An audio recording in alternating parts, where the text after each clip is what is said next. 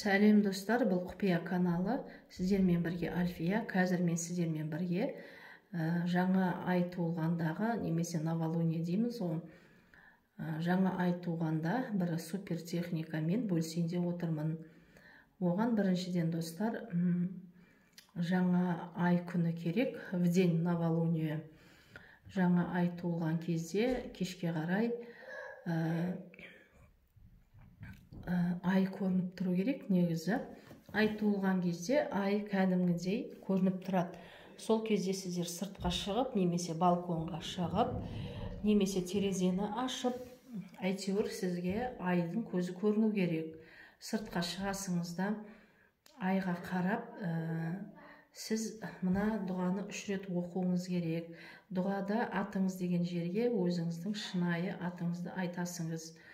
Мен сізге лақап атыңызды айтың демеймін. Шынайы документте қалай жазылып тұр, сол атыңызды айтуыңыз керек.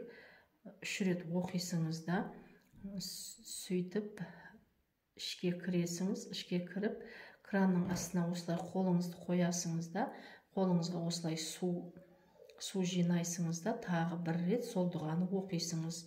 Дұғада атыңыз деген жерге атыңызды айтасыңыз да, одан бетіңізді жуасыңыз. Бетіңізді осы суменен шайып тастайсыңыз. Бұдан кейін бетіңізді сүртуге болмайды.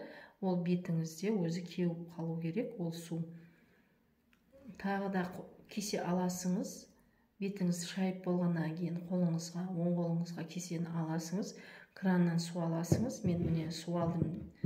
Су алған болып, суды аласыңыз да, тағы 1 рет бетіп, аузыңызға жақындатып, 1 рет жаңа дұғаны тағы оқисыңыз. Атыңыз деген жерге атыңызды айтасыңыз. Әмин деп, мына суды ішесіңіз. Сонымен мына суды ішіп болғаннан кейін, сіз өз жөніңізге кете беруіңізге болады. Бұл техника сол айда сізге сәттілік әкеледі, міндетті түрде ақша келеді сізге.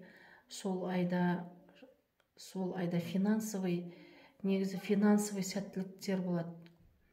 Бұл техниканы әр айда жаңа ай туған кезде жасап тұруыңызға болады.